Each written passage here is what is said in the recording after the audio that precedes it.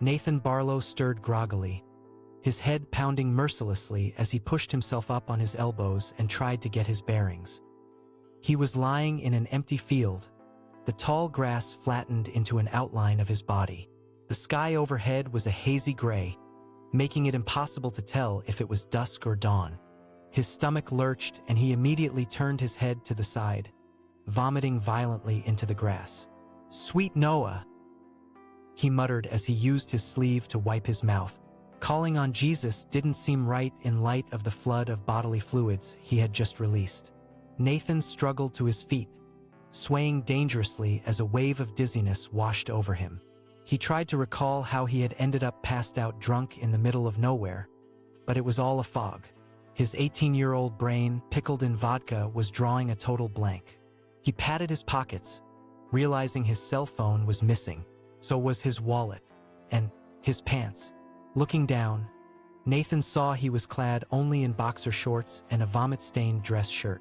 His bare legs were covered in scratches and bruises. What the hell happened last night? Turning in a slow circle, he squinted into the grayness, trying to get his alcohol-saturated brain to focus. Fields spread out endlessly in every direction with no signs of civilization in sight.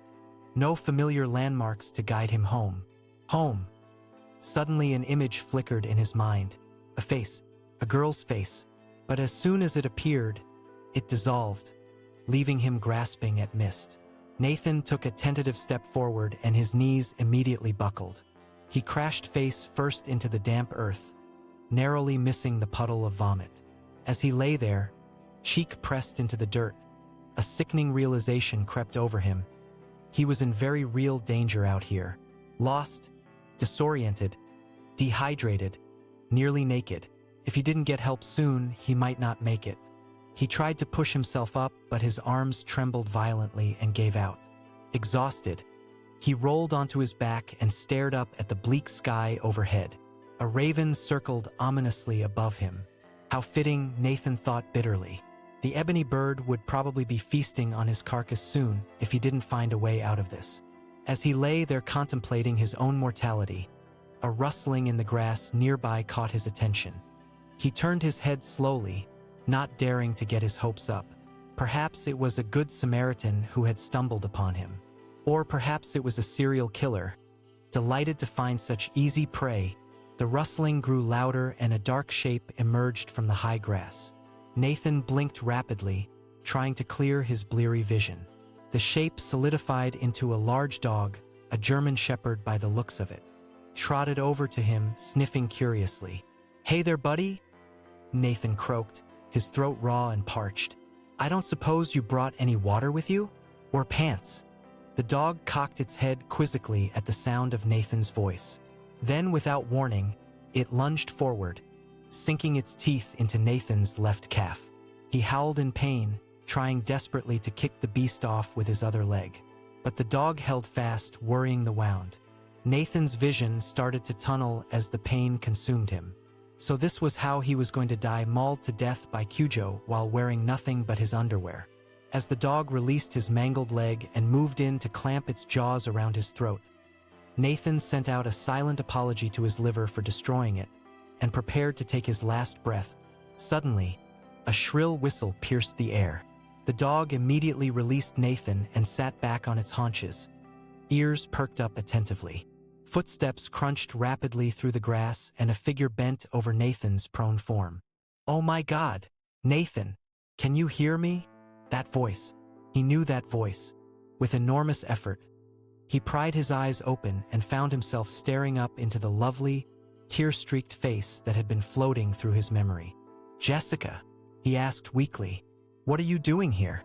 And what's with the hellhound?" He gestured at the German shepherd who was now sitting calmly at Jessica's side. "That's Rufus, you idiot," Jessica said, half sobbing, half laughing. "He's the one who found you and came to get me. I've been looking for you for hours." She slid an arm under Nathan's shoulders and gently helped him into a sitting position. Rufus trotted over and began licking at Nathan's wounded leg, whining softly as if in apology. Nathan glowered at the dog but didn't have the strength to push him away. Jessica pulled out her cell phone, fingers trembling as she dialed 911. "Yes, I need an ambulance immediately. My boyfriend is hurt badly, possibly suffering from alcohol poisoning as well." She rattled off their approximate location and then tossed the phone aside, gathering Nathan into her arms. He slumped against her chest, the steady beat of her heart infinitely comforting. Gradually, bits and pieces of the previous night started coming back to him. Prom. He and Jessica had been crowned king and queen. There had been a lot of drinking at the after-party, that much was clear. He vaguely remembered Jessica leading him up to her bedroom, and then her father bursting in, red-faced and screaming. Nathan had panicked, grabbing a few bottles of vodka and jumping out the second-story window to escape the enraged man. After that, nothing but blurry fragments that made no sense. "I'm so sorry, Jess," he mumbled into her shoulder. "I really screwed up this time. Your dad is going to kill me." "Probably," she agreed, stroking his hair softly. "But I won't let him.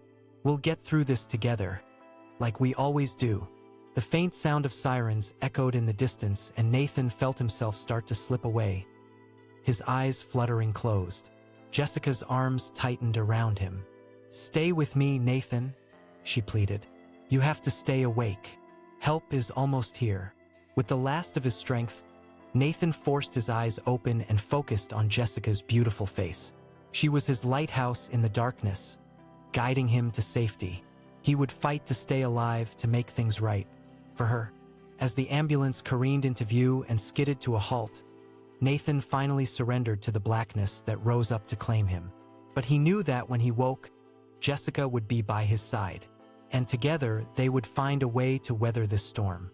Bright lights seared Nathan's eyes as he drifted back to consciousness. He blinked rapidly, disoriented, trying to place his surroundings. Sterile white walls, beeping machinery, scratchy sheets, a hospital, he realized. "Oh good, you're awake," a cool female voice remarked. "You had us worried for a while there, young man." A nurse in purple scrubs bustled to his bedside, checking the readings on the various monitors he was hooked up to. She made a few notes on the iPad she carried and then smiled down at him. "How are you feeling?" she asked kindly. "Any pain or nausea?" "My head hurts," Nathan admitted, gingerly touching the goose egg on his temple. "And my leg." "What happened?" "You're pretty banged up," the nurse told him. "Stitches in your calf from a dog bite, bumps and bruises everywhere. But we're most concerned about your BAC blood alcohol content. It was 0.38 when you were brought in, more than 4 times the legal limit. You're lucky to be alive." Nathan swallowed hard, the gravity of the situation beginning to sink in. He had really done a number on himself this time. Reckless teenage drinking was one thing, but he had nearly died out in that field. And Jessica, oh God, she must be so worried and furious. "How long was I out?" he croaked. "About 14 hours. You needed the rest. Your body has been through quite an ordeal." The nurse patted his hand sympathetically. Just then, the door to his room burst open and Jessica flew in, her honey-colored hair streaming behind her. Rufus the German shepherd was at her heels, his tail wagging exuberantly. At the sight of Nathan awake and alert, Jessica burst into tears. "Oh, Nathan," she cried, collapsing onto the bed and hugging him fiercely. "I was so scared. I thought I had lost you." "I'm so sorry, Jess," Nathan murmured, wrapping his arms around her shaking form. "I never meant to put you through this. I was an idiot." "You've got that right," a deep voice growled from the doorway. Jessica's father, Mr. Doherty, stood there with his arms crossed, glowering at Nathan. Though the man had to be pushing 50, he was still an imposing figure with his broad shoulders and piercing gaze. Nathan fought the urge to shrink back against the pillows. Jessica jumped to her feet, stepping protectively in front of Nathan's bed. "Daddy, don't start," she warned. "Nathan has been through enough." "He certainly has," Mr. Doherty replied sardonically. "Public intoxication, destruction of property, reckless endangerment, not to mention defiling my little girl." Nathan's face flushed with shame as hazy memories of his and Jessica's tryst right before everything went sideways resurfaced. He opened his mouth to stammer out an apology, but Mr. Doherty cut him off. "You're just lucky I'm not pressing charges," he spat. "Lord knows you deserve to be behind bars. But Jessica insists that isn't what she wants." He turned his furious gaze on his daughter. "I hope you realize that dating this reckless screw-up is going to ruin your life, Jessica. He'll drag you down with him, you mark my words." "That's not true," Jessica protested, tears streaming down her face. "Nathan made a mistake, but he's a good person. I love him, Daddy, and I'm going to stand by him, no matter what you say." Mr. Doherty threw his hands up in frustration. "Don't say I didn't warn you. When your bright future goes up in flames, you'll have nobody to blame but yourself." With that, he stormed out, slamming the door behind him. There was a loaded silence before Jessica sank down onto the edge of the bed, burying her face in her hands. Her slender shoulders shook with sobs. Rufus whined and pressed his muzzle into her lap. Nathan reached out and tentatively touched her back. "Jess, he's right," he said hoarsely. "I'm no good for you. I'm a disaster waiting to happen. You deserve so much better than some drunk fool who jumps out of windows and passes out in fields." Jessica raised her tear-stained face, her hazel eyes blazing. "Don't you dare, Nathan Barlow. Don't you dare try to break up with me for my own good. I know what I deserve, and it's you. The real you, not this self-destructive version you're flirting with." She grasped his hands in hers tightly. "You need help, Nate. Professional help to get your drinking under control. And I want to be there to support you every step of the way. Because I love you and I believe in the man you can be if you'll just believe in yourself." Nathan squeezed his eyes shut against the stinging tears her words evoked. In his lowest, darkest moment, this incredible girl was still fighting for him, refusing to give up. How could he do any less? "Okay," he whispered. "I'll get help. I'll do whatever it takes to be the man you deserve. I promise." And as Jessica leaned in to brush her lips softly against his, and Rufus nuzzled him with a comforting whine, Nathan felt the first stirrings of hope amidst the ruins of the life he had almost destroyed. With Jessica by his side and the determination to change welling up inside him, he would find a way to turn it all around. One day at a time. The next few weeks passed in a blur. Nathan reluctantly agreed to go to rehab after being discharged from the hospital, knowing it was the only way to show Jessica and her father that he was serious about getting his act together. As he settled into the daily routine of group therapy sessions and one-on-one counseling, he slowly began to unpack the issues that drove him to drink in the first place. "I guess I always felt like I wasn't good enough," he confessed during one particularly intense session. "My parents split when I was a kid and I shuttled back and forth between them, never feeling like I truly belonged anywhere. Alcohol made me feel confident, funny, cool, like I was finally the person I wanted to be." His counselor nodded sagely. "Using substances to self-medicate is very common, Nathan. But as you've learned, it's a temporary fix with dire consequences. We need to work on building up your self-esteem and developing healthier coping mechanisms." Though the work was grueling, both emotionally and mentally, Nathan threw himself into it wholeheartedly. The thought of Jessica waiting for him on the other side, believing in him, kept him going even in his darkest moments.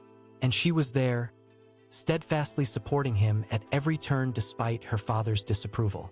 She wrote him long letters, sent care packages, attended family therapy sessions. Even Rufus played a part, becoming Nathan's unofficial therapy dog. Something about the loyal German Shepherd's presence was deeply comforting and grounding. After 60 days, Nathan graduated from the program, sober and cautiously optimistic about the future. Jessica was there waiting as he emerged from the facility, a huge grin on her face. She ran to him and he caught her in his arms, lifting her off her feet and spinning her around.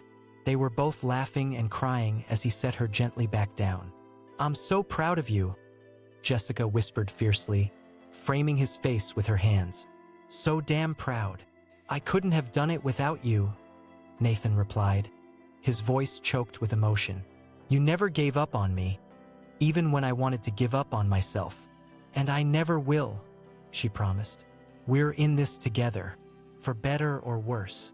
As if to punctuate her point, Rufus chose that moment to barrel into Nathan's knees, nearly knocking him over in his enthusiasm. Nathan laughed and scratched the dog's ears affectionately. "I guess Rufus is on board too, huh? I've got quite the support squad." Arm in arm, the two of them headed to Jessica's car, ready to face whatever challenges the future held. Nathan knew it wouldn't be easy. Staying sober was a lifelong battle, and he still had a lot of fences to mend. But for the first time in a very long time, he felt hopeful. 5 years later, "I want to propose a toast," Nathan said, rising from his seat at the head table. He gazed out at the sea of faces, his heart full to bursting. "To my incredible wife, Jessica, who quite literally saved my life in more ways than I can count." The guests broke into enthusiastic applause as all eyes turned to the radiant woman sitting next to Nathan. Jessica ducked her head, her cheeks pinkening at the attention. Even after all this time, the sight of her took Nathan's breath away. "5 years ago, I was a broken mess," he continued once the cheers had died down. "Lost, destructive, careening down a path that would have destroyed me completely if not for Jessica. She saw something in me worth saving even in my worst moments. She was my lighthouse in the storm, guiding me to safe harbor." His voice wavered and he had to clear his throat before continuing. "Jess, your love and faith in me changed everything. You made me want to be a better man, the kind of husband you deserve. I wake up every day amazed that I get to spend my life with you, and I promise to continue being the man you always knew I could be." Jessica was openly crying now, her hazel eyes shining with adoration as she gazed up at Nathan. As he retook his seat, she leaned in and cupped his face with her hands, pressing her forehead to his. "You were always that man," she murmured. "We all stumble and fall sometimes. What matters is that you picked yourself back up." Under the table, Rufus pressed his muzzle into Nathan's hand and he smiled, giving the dog a scratch. His faithful friend, now flecked with gray around his muzzle, but still as fiercely loyal and loving as ever. Just like Jessica, Nathan looked around the room, marveling at how far he'd come. After finishing his undergrad degree, he'd gone into social work, specializing in addiction recovery. No one understood better than him the long, painful road to sobriety. He worked tirelessly to help others find their way out of the darkness, just as Jessica had done for him, and she was right there by his side, having finished her own degree in psychology. Together, they were a formidable team in the battle against addiction. Even Jessica's father had come around eventually, grudgingly admitting that Nathan had proven himself a changed man. He'd been front row at their wedding, beaming with pride as he walked Jessica down the aisle. As the reception wound down and the guests began to depart, Nathan and Jessica slipped outside for a moment alone. Hand in hand, they strolled across the moon-dappled lawn, Rufus padding along at their heels. "Thank you," Nathan said softly, pulling Jessica to a stop and turning to face her. "For everything. For being my rock, my guiding light. I don't know where I'd be without you." "You'll never have to find out," Jessica promised, twining her arms around his neck. "I'm yours, for better or worse. Always." Nathan kissed her then, a long, sweet kiss filled with all the love and gratitude and joy he couldn't quite put into words. When they finally parted, he rested his forehead against hers, marveling at the twists of fate that had brought them here. "To think, it all started with me drunkenly jumping out of your window after prom," he mused. "Not exactly a meet-cute for the ages." Jessica swatted him playfully. "I prefer to think it started with me and Rufus saving your sorry behind in that field. Like a fairy tale, except the knights in shining armor were a girl and her dog. And the princess was a shirtless, drunk idiot," Nathan said wryly. "But a lovable one, and look how far he's come." Jessica kissed him again sweetly. "Thanks to his very persistent nights." Nathan tugged her closer, breathing in the familiar vanilla scent of her perfume. Rufus woofed softly and they both laughed, reaching down to pet him. He was getting on in years, his muzzle grizzled and his gait a bit creaky. But he was still the same brave, loyal companion who had protected Nathan all those years ago, a member of their little family. "What do you say we head back in and have one last dance, Mrs. Barlow?" Nathan asked, offering Jessica his elbow gallantly. "I seem to recall promising you a lifetime of those on our first date." "Lead the way, Mr. Barlow," she replied, slipping her arm through his. "But no jumping out of windows this time, okay? No promises," he teased as they ambled back toward the glowing reception hall. "You know how I like to keep things exciting." But in truth, Nathan had never craved stability and security more. With Jessica by his side and their shared mission of helping others find their way out of the pit of addiction, he finally felt like he'd found his true purpose. His North Star, the future stretched out ahead of them, bright and full of promise. And no matter what challenges arose, Nathan knew they would weather them together. A team, a partnership, the way it was always meant to be. The princess and the idiot, the girl and her dog, the lighthouse and the lost sailor. Labels didn't matter. What mattered was the love between them, the unshakable foundation that had seen them through hell and back. As they swayed together on the dance floor, surrounded by friends and family, Nathan realized that he was finally, truly home.